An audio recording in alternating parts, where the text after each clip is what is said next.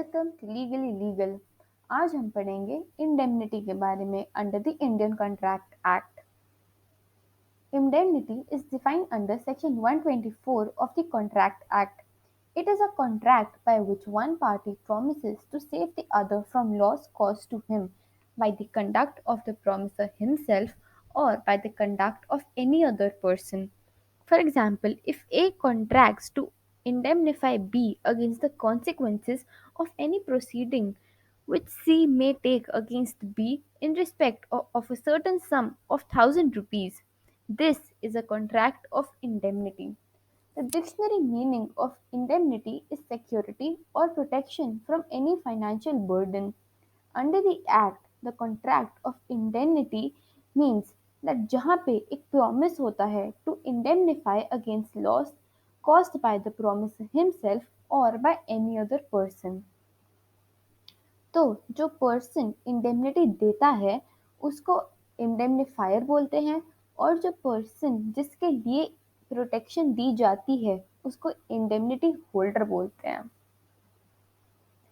Insurance indemnity life और personal accident insurance के अलावा बाकी ऑलमोस्ट सारी की सारी इंश्योरेंसेस कॉन्ट्रैक्ट ऑफ इंडेमनिटी होती है। जो इंश्योरर का प्रॉमिस होता है टू इंडेमनिफाई वो एब्सोल्यूट होता है। इसका मतलब कि अगर फेलियर ऑफ परफॉर्मेंस हुआ तो इमीडिएटली सूट फाइल हो सकता है इररिस्पेक्टिव ऑफ एक्चुअल लॉस। अगर इंडेमनिटी होल्डर इंकर करता है liability and that liability was absolute, he would be entitled to call upon the indemnifier to save him from that liability by paying it off. अब हम आते हैं section 125 पे जो बात करता है एक्सटेंट ऑफ लाइबिलिटी की। जो इंडेमनिटी होल्डर होता है वो एंटाइटल्ड होता है to recover the following amounts. Number 1, सारे डैमेजेस जो उसको पे करने हो in any suit with respect to any matter जहाँ पे इंडेमनिटी का प्रॉमिस अप्लाई होता है। सेकेंडली, सारे कॉस्ट जहाँ उसको पे करना हो किसी सूट पे अगर नंबर 1 उसने डिफेंड करते हुए या उसको सूट को ब्रिंग करते हुए प्रोमिसर का ऑर्डर का कॉन्ट्रवी नहीं किया और ऐसे एक्ट किया कि कोई कॉन्ट्रैक्ट ऑफ इंडेमनिटी ना हो। और number 2, if the promisor authorise to bring और defend the suit. And number 3, सारे पैसे जो उसने किसी भी सूट के कॉम्प्रोमाइज के कंडीशंस या उसके टर्म्स में पे करे हो, if the compromise was not contrary to the orders of the promisor और ऐसा जो प्रूडेंट था for the promisee to make in the absence of any contract of indemnity और if the promisor authorised him to compromise the suit.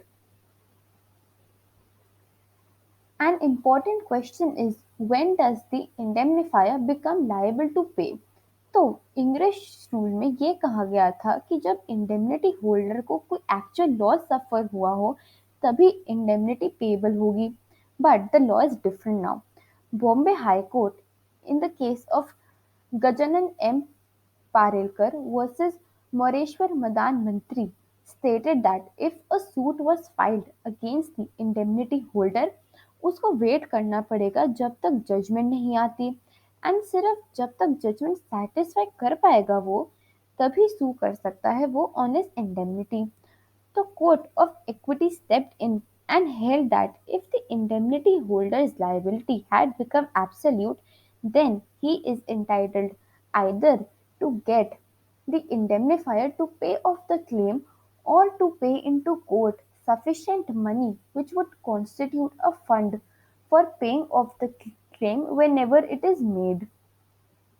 In the case of Osman Jamal and Sons Limited versus Gopal Purushottam, एक company commission agent थी एक defendant firm की and इस हक से उन्होंने कुछ गुड्स खरीद लिए डिफेंडेंट्स के लिए which they fail to take. तो जो सप्लायर था ही became entitled to recover the company the sum of from the company the sum of money as damages for the breach. तो जो कंपनी थी वो लिक्विडेशन में चली गई क्लेम देने से पहले ही। It was held that the official liquidator could recover the amount but court ने बोला कि अमाउंट को अलग रखा जाना चाहिए ताकि वो यूज की जाए in the full payment of the vendor in respect of whose contract the company had incurred the liability.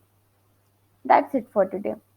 Thank you for listening. If you like our video, please like, subscribe to our channel. Thank you.